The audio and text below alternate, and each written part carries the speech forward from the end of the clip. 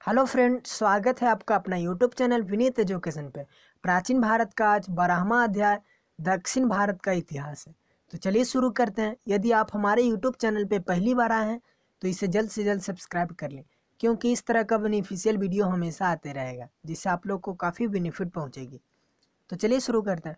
First है, निम्नलिखित राजवंशों में से किसके शासक अपने शासनकाल में ही अपना उत्तराधिकारी घोषित कर देते थे? तो चोल राजवंश जो थे वो अपना उत्तराधिकारी अपने शासनकाल में ही घोषित कर देते थे। तो इसका राइट आंसर हो जाएगा ए। नेक्स्ट है, गंगेकोटचोलपुरम की स्थापना किसने की थी? तो जब राजेंद्र प्रथम ने गंगा नदी के क्षेत्र उस पर अपना अधिकार जमा लिया था तो गंगेकोटचोलपुरम की उपाधि धारण किया था और वहीं पर अपना नगर भी बसाया था। तो इसका राइट आंसर हो जाएगा बी, राजेंद्र प्रथम ने। नेक्स्ट है, सुमेलित कीजिए। यहाँ पे वंश का नाम दिया है और इधर संस्थापक दिया हुआ है। तो चलिए देखते हैं। पल्लव के संस्थापक सिंह विष्णु थे। इसका क्षेत्र जो था वो कृष्णा कावेरी नदियों के बीच का क्षेत्र था। तो इसका हो जाएगा, अभी बताया, सिंह विष्णु। सिंह विष्णु 4 से हो जाएगा। राष्ट्रकूट, तो इसकी स्थापना दंती दुर्ग द्वारा किया गया था।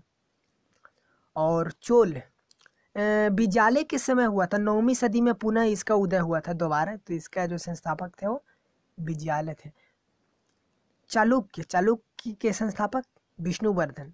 तो इस तरह से आप लोग देख लीजिएगा। नेक्स्ट है, मंदिर स्थापत्य कला की द्रविड़ शैली का आरंभ किस राजवंश के समय हुआ था? तो नरसिंह वर्मन द्वितीय ने कांची में कैलाशनाथ मंदिर, जिसे राज सिद्धेश्वर मंदिर भी कहा जाता है, इसका निर्माण कराया था। इसी मंदिर से भारत में द्रविड़ स्थापत्य कला की शुरुआत हुई थी। तो नरसिंह वर्मन किस वंश से थे? पल्लव वंश से। तो इसका राइट आंसर हो जाएगा डी, पल्लव। नेक्स्ट है, 5 नंबर क्वेश्चन की ओर चलते हैं। तो यहाँ पर सुमेलित करने बोल रहा है। चलिए देखते हैं सूची 1 को सूची 2 से। तो चोलों के बड़े साम्राज्य को कई प्रांतों में बांटा गया था, जिसे मंडलम कहा जाता है। तो मंडलम किसे कहा जाता है? प्रांतों को कहा जाता है। तो हो जाएगा इससे। नेक्स्ट है, वलनाडु। तो वलनाडु कमिश्नरी को, इसका हो जाएगा कमिश्नरी। नेक्स्ट है, नाडु। तो नाडु बोला जाता है जिला को। और कुर्रम ग्राम समूह को, जो प्रशासन की सबसे छोटी इकाई होती है। तो चलिए देख लेते हैं। इसका राइट आंसर हो जाएगा 1 2 3 4 हो जाएगा। तो ये नेक्स्ट है, निम्नलिखित में से कौन सा राजवंश अपनी नौसैनिक शक्ति के रूप में जाना जाता है या इसीलिए प्रसिद्ध है? तो चोल अपनी नौसैनिक शक्ति के लिए काफ़ी प्रसिद्ध था। इसी के कारण इसने न सिर्फ भारत पर बल्कि श्रीलंका पर भी अपना आधिपत्य जमाया था। तो इसका राइट आंसर हो जाएगा सी, चोलों ने। नेक्स्ट है, विक्रमाचरित्र के रचयिता विल्हन एवं मिताक्षरा के रचनाकार विज्ञानेश्वर के रक्षक किस शासक के थे? यानी किस शासक के दरबार में रहते थे, ऐसा बोल सकते हैं। तो यह विक्रमादित्य 6। इसका राइट आंसर हो जाएगा बी। नेक्स्ट है, सुमेलित करने बोल रहा है। यहाँ पे राज्यों का नाम, वंश का नाम दिया गया है, यहाँ पे राजधानी है। तो पल्लवों की राजधानी थी वो कांची में थी, जो तमिलनाडु में स्थित था। तो इसका हो जाएगा कांची। नेक्स्ट है, राष्ट्रकूट। तो राष्ट्रकूट की राजधानी मान्यखेत थी। इसका हो जाएगा मान्यखेत। और चोलों की राजधानी तंजौर थी। इसका 1 से हो जाएगा। और चालुक्य की वातापी, इसलिए इसे बोला जाता है वातापी के चालुक्य। तो इस तरह से आप लोग ध्यान दीजिएगा। नेक्स्ट है, निम्नलिखित में से किस शासक ने चोल संगम नामक कृत्रिम झील बनाया था? तो मैंने बताया था कि जब राजेंद्र प्रथम ने गंगा नदी के क्षेत्र पर अपना अधिकार कर लेता, वहीं पर गंगेकोटचोलपुरम की उपाधि धारण करता और इसी नाम से वहाँ पर शहर भी बसाता है। तो और यहीं पे जो गंगेकोटचोलपुरम है वहीं पे एक कृत्रिम झील का निर्माण भी कराता है। तो इसका राइट आंसर हो जाएगा, मैंने बताया भी, राजेंद्र प्रथम। तो इसमें राजेंद्र प्रथम नहीं है, तो इसका राइट आंसर ये हो जाएगा राजेंद्र प्रथम। आप लोग याद रखिएगा। नेक्स्ट है, निम्नलिखित में से कौन चोल काल में निर्मित नटराज की कांस्य प्रतिमाओं के देवाकृति है? तो नटराज की कांस्य मूर्ति भगवान शिव की एक डांसिंग रूप है, जो सर्वप्रथम चोल काल में बनाई गई थी और यह एक प्रकार से चतुर्भुज आकार का था। तो इसका हो जाएगा किस आकार का था? चतुर्भुज। बी इसका राइट आंसर हो जाएगा।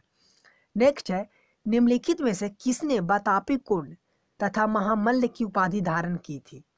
तो जब सिंह विष्णु प्रथम ने पुलकेशिन द्वितीय को हराया था तो वातापी कोण की उपाधि धारण किया था। तो यहाँ पे हो जाएगा नरसिंह वर्मन प्रथम।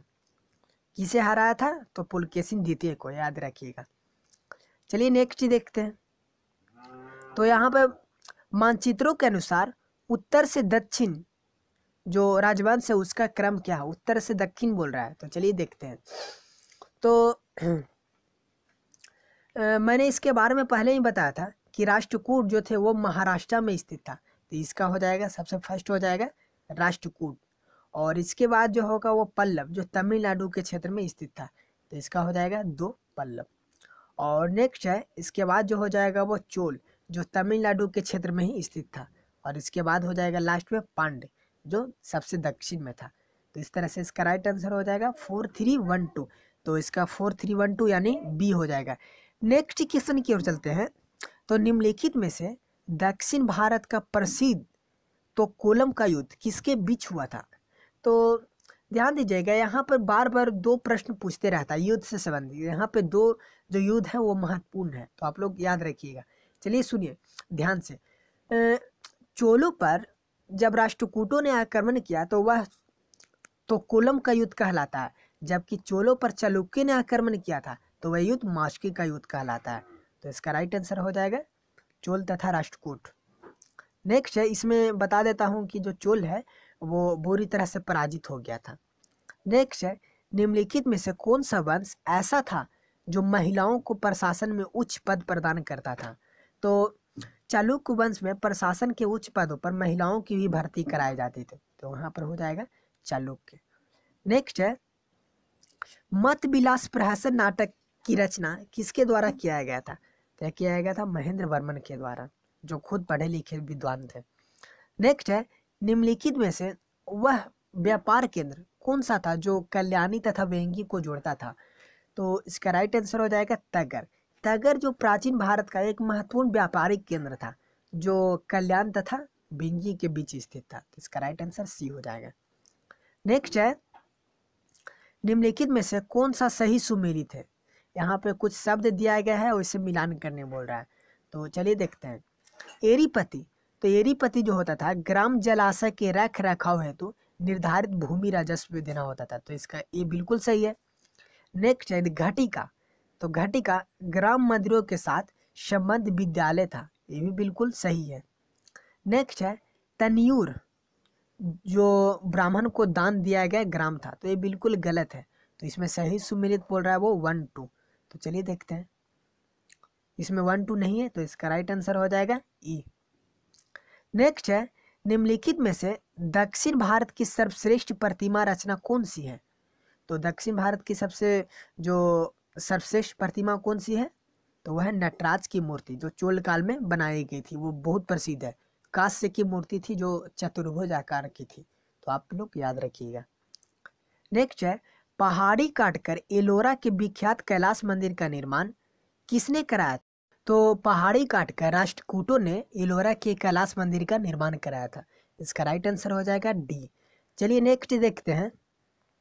तो वह चोल राजा कौन था जिसने श्रीलंका को पूर्ण स्वतंत्रता दी और सिंहल राजकुमार के साथ अपनी पुत्री का विवाह कर दिया था? तो वह कौन था? इसका राइट आंसर हो जाएगा कुतुलुक प्रथम। इसका राइट आंसर ही हो जाएगा। तो आज का 20 क्वेश्चन पूरा हो गया। आई होप आप लोग के सीरीज काफ़ी पसंद आ रहा होगा। आपको वीडियो अच्छी लगी है, मेहनत अच्छी लगी है तो प्लीज़ जल्दी से इस वीडियो को लाइक कीजिए, दोस्तों के पास शेयर कीजिए और इस चैनल को जरूर सब्सक्राइब कीजिए। चलिए नेक्स्ट वीडियो में मिलते हैं। Thank you.